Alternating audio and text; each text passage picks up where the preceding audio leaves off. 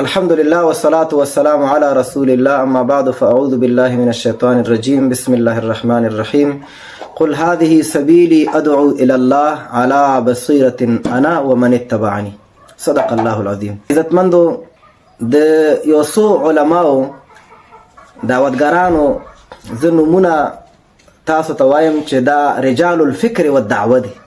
علماو د پاره دا پکار دی چې دغه علماو د کتابونو نه استفاده وکړي، دغه علماو د بیانونو نه استفاده وکړي. وجه دا دی چې دغه رجال الفکر والدعوه، دغه رجال چې دعوت ته او فکر ته کار کړی دی، دوی کې یو څه خصوصیات دي. معنا دا نه دی چې دغه علما حق دي او نور د دنه علاوه چې څومره علما دي دا باطل دي. زما د دې بیان دا مطلب نه دی، خو البته د علماو کې څه خصوصیات داسې شته. یو خدا دی چې دغه علماو کم تنظیم ته، کم جماعت ته، کم ډلې ته، کم پارټۍ ته کار نه دی کړی، بلکې اسلام ته کار کړی. اسلام ته من حیث اسلام کتلی دی چې دا اسلام دی او د دې لپاره باید موږ خدمت وکړو. دغه علماو یو کمال دا کړی دی.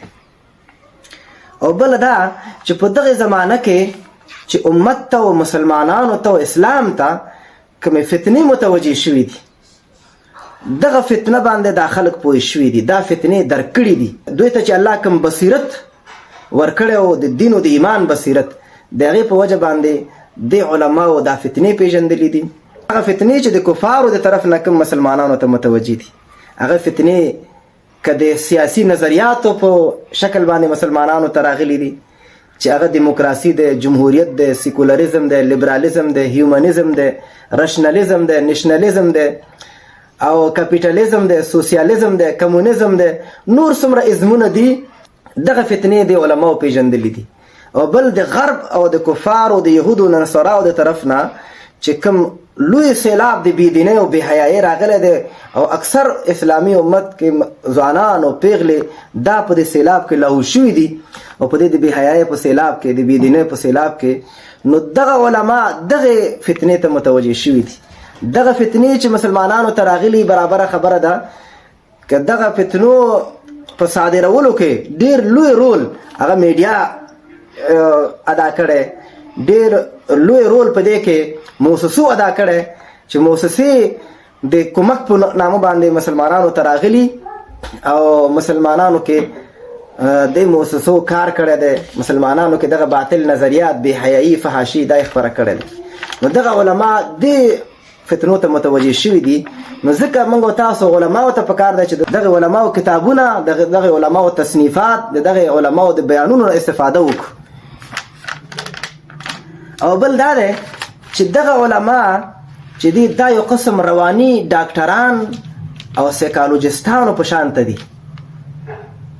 رواني ډاکټر کله کله یو سړی مریض وي، دا مریض سړی چې د رواني تکلیف لري، محرقه، ملاریا، د معدې دا نور تکلیفونه نه وي، هغه رواني تکلیف لري. ظاهره کې جوړ سړی وي، روغ جوړ وي، ښه غټ وي، ښه سور سپین سړی وي، خو لیکن دا په رواني تکلیف باندې اخته شوی وي. نو په دې باندې بیا رواني ډاکټر پوهېږي. نو دغه علما روان شناسان دي، ځکه امت چې نن په کم مرض باندې اخته شوی دی هغه رواني تکلیف دی، عقیدوي تکلیف دی. ظاهره کې امت ډېر جوړ دی خو رواني مشکل لري، عقیده کې مشکل پیدا شوی، چا پیسه معبود جوړ کړی، چا باندې ازمونه غالب شوي دي، او څوک چې د اسلامي نظام او د حاکمیت نظریې نه لرې شوي دي. اسلام خالی د عبادت په شکل پیژني چې د عبادت د منځ روژه دنه اخوا اسلام باندې دوی نه پوهېږي چې اسلام خو یو نظام د زندګۍ، اقتصاد، سیاست، فوج، نظام، هر څه به د اسلام سره برابر وي. نو د دې وجې نه عزتمندو د دغه علماو نومونه زه تاسو ته وایم او د دغه علماو نه استفاده وکړئ. خاص کر علماو ته دا خبره کوم چې هغوی د دغه علماو د علم نه استفاده وکړي او د دغه علماو د علم نه ځان برخمن کړي او د دوی په نظریه باندې امت ته مسلمانانو ته کار وکړي. په دغه علماو کې یو عالم دی الشیخ علامه خلیل الرحمن سجاد نعمانی حفظه الله تعالی ورعاه، چې دا اوس ژوندی دی، دا د هندوستان عالم دی. دویم عالم مفکر اسلام حضرت مولانا سید ابوالحسن علي حسني الندوي رحمه الله تعالی چې دا وفات شوی دی.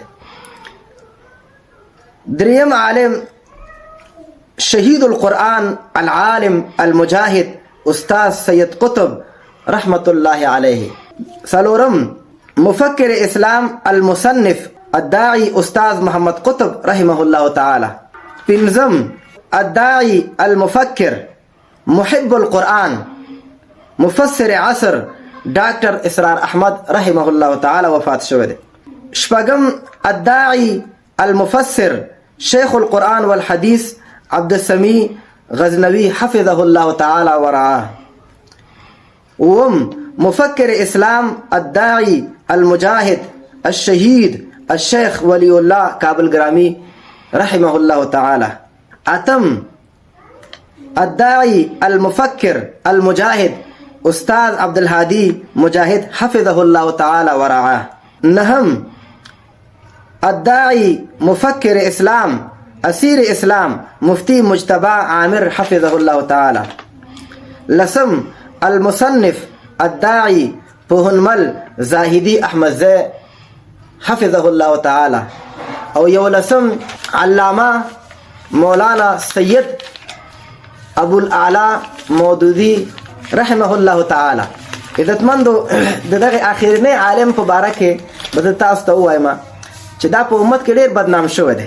سید ابو الاعلى مودودي باره کې عزتمندو یو دوه عرضه زه علماو ته کوم چې یو خدا دی چې تاسو کله هم د یو عالم په باره کې یو پریکړه کوي یو فیصله کوي د هغې د حق حواله او د باطل واله، یو خبره خدا ده چې ته به د خپل استاد او د خپل شیخ په رد باندې ته په یو چا باندې فتوا نه لګوې چې زما شیخ هغه ته ګمراه ویلی دي بېدینه ویلی دي نو هغه ګمراه دی او بېدینه دی. نه، ستا شیخ سره چې کوم بصیرت و کیدای شي ستا عالم به په هغه کې یو منکر لیدلی د هغې منکر د وجې نه په هغې رد کړی، ته بلکل دا سړی د نظر نه مه غورځوه چې دا بلکل بېدینه دی او کافر دی او یهودي دی. ته په خپل ځان کې د ایمان بصیرت پیدا کړه او د هغې په تله کې بیا ته خلک وپېژنه، ته دا ځان کې دا صلاحیت پیدا کړه. یوه خبره خدا ده. دویمه عرض زه دا لرم د علماو نه چې ګورې چې د یو عالم په باره کې چې تا یوه خبره غلطه واورېده، ته به د هغې یوې خبرې په وجه باندې د هغې نه نوي نیکیانې نه نوي خیر کارونه دا به د نظره نه غورځوې. دا بې انصافي ده. یو عالم کې به خامخا مشکل وي، هغه پیغمبر نه دی. پیغمبران پاک و معصوم دي، عصمت والا خلق پیغمبران دنیا کې تیر شوي دي. دا نور خلق هر چا کې غلطي شته او غلطي ترې شوي دي. نو یو څوک دومره مهجور کول چې هغه بلکل د اسلام نه ویستل دا د انصاف خبره نه ده. نو د دې وجې نه علماو زما دا درخواست دی چې تاسو د هر عالم د کتابونو نه استفاده کوئ، د هغې کتابونه ګورئ او ته دا وایه چې چېرته ګمراه نشم نو ته به د الله نه سوال کوې ګمراه کېږي څنګه؟ الله نه به ته دا غواړې چې الله ما ته حق اللهم ارنا الحق حقا وارزقنا اتباعه وارنا الباطل باطلا وارزقنا اجتنابه. اخره کې به دا خبره عزتمندو دا وکړم چې دا خلک دا علما چې ما ذکر کړ دا د فکر د جګړې اتلان دي، د فکري سنګر اتلان دي، یو د عسکري جګړې اتلان او قهرمانان دي. هغه په دې زمانه کې نور خلک دي، ملا محمد عمر مجاهد رحمت الله علیه، دارنګه استاد یاسر رحمت الله علیه، او شیخ اسامه بن لادن رحمت الله علیه، هغه دارنګه شیخ جلال الدین حقانی رحمت الله علیه. دا به د سنگر د جګړې اتلان دي، د عسکري جګړې اتلان دي.